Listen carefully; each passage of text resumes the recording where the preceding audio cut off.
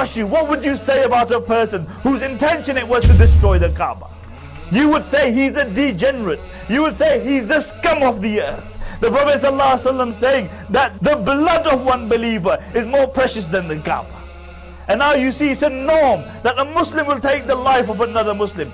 We complain that globally the kuffar are taking our lives. But you look, if the kuffar weren't taking them, we would be taking them. You don't have to go far, you don't have to go global, you don't have to go national, you can go local. Where one gangster will pop off another gangster. One Muslim will pop off another Muslim because he wants to be the baddest drug dealer in town. Because he wants to have the greatest street cred in town. And he will kill his Muslim brother because he's deluded by this dunya. I often wonder, what will these people do on their day of judgment when they stand in front of Allah subhanahu wa ta'ala, and the wife will come and she will say, oh Allah, this is the man who left me a widow. I often wonder, what will they do on the day of judgment when the child will come and he will say, oh Allah, this is the man who left me an orphan. In the time of the Prophet ﷺ, there was a Sahabi, he was in the battlefield and he was about to strike the enemy. And when he saw that the Sahabi was about to strike him, he threw down his armor and he said, Ashhadu la ilaha illallah. And the Sahabi still struck him. And when they came back to the Prophet ﷺ and they told the Prophet ﷺ what had happened, the Prophet ﷺ became so enraged. He said, what will you do on the day of judgment when this person will come with the kalima la ilaha illallah? And the Prophet ﷺ repeated this again and again and again. And the Sahabi mentioned that when I saw the anger of the Prophet ﷺ, I said, oh, a messenger of Allah, he only did this to save his neck. And the Prophet ﷺ became more angry. And he said, Hal shakakta sadra. He said, did you slit open his chest to see what was in his heart? Did you slit open his chest to see what was in his heart? In some narrations, it is mentioned that this Sahabi was no other than Usama bin Zayd radiallahu anhu, the beloved of the Prophet. And other narrations mention that this Sahabi says, when I saw the anger of the Prophet sallallahu alaihi wasallam, I wish that I hadn't embraced Islam until that day. This was a kafir who was in the battlefield, and it's a possibility that he recited the kalima la ilaha illallah to save his neck. But look at the response of the Prophet sallallahu alaihi wasallam, because this is the value of a life of a believer. And now you see Muslims popping off other Muslims. Why? Because they want street cred. Because they want to be the baddest drug dealers in town. What will these people do on the day of judgment when they stand in front of Allah subhanahu wa ta'ala? What will these people respond to Allah subhanahu wa ta'ala when the person whose life they have taken stands in front of them? What will these people do? And the reality is many youngsters are very impressed by these drug dealers. You know, you drive a 50,000 pound car, you have a thick wallet, and you don't have to work a day in your life. And they see these people and they become envious. Easy way out. But let me tell you, Allah deprives these people of any barakah in their life. And this is a reality. I've spoken to these people. They have no barakah in their life.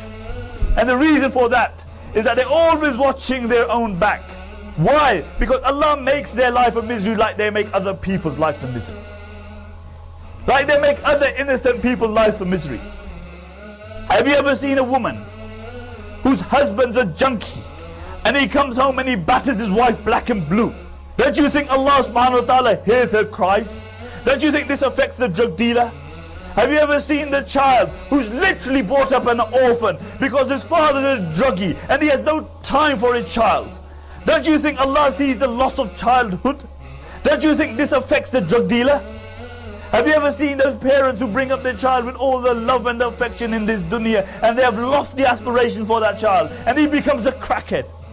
And the same child who should have been the coolest of his parents' eyes steals and beats his own parents. Don't you think Allah hears the pain and the anguish which emanates from their heart? Don't you know that between the dua of a Muslim person, Allah subhanahu wa ta'ala, there is no hijab? Allah hears it directly. How many people's lives do these people make a misery? And how many youngsters suck up to these guys? Make them their role models. Let me tell you, these people are not men. These people are bloodsuckers of innocent people because they are number one and they don't give a jack about anybody else. And this is a reality. They don't care. They don't care if they spoil people's homes as long as they drive their big cars and they have their thick wallets. And these are not men. Let me define for you what a real man is. Not through my words, but the word of the Prophet sallallahu alaihi wasallam. The Prophet sallallahu alaihi wasallam was speaking to the Sahaba radiyallahu anhum, and he said, who is the strongest from amongst you? And they said, it's him who can overpower him. It's him who can overpower him. You know, like we say, it's him, you know, who pumps the most iron. It's him who knows Aikido. It's him who the gunman, you know, will take other people's lives without a flinch, and then he'll regard himself bad. The Prophet ﷺ said, no, it's not them. It's that person that when he's angry, he can control his anger. This is a real man. Because it's easier to punch out somebody's lights than to forgive a person. This is a real man. And therefore understand that if you are well impressed by these people, the drug dealers, etc., then you're a weak person. A real man is him who can control his nafs, because he understands that on the day of judgment he will stand in front of Allah subhanahu wa ta'ala, and whatever action he has done in this dunya, he will have to answer in front of Allah subhanahu wa ta'ala. That is a real man. A man who can control his anger when he's angry. Control his anger when he's angry. Control his anger when he's angry. Ilahi anta rabbi dhul jalal.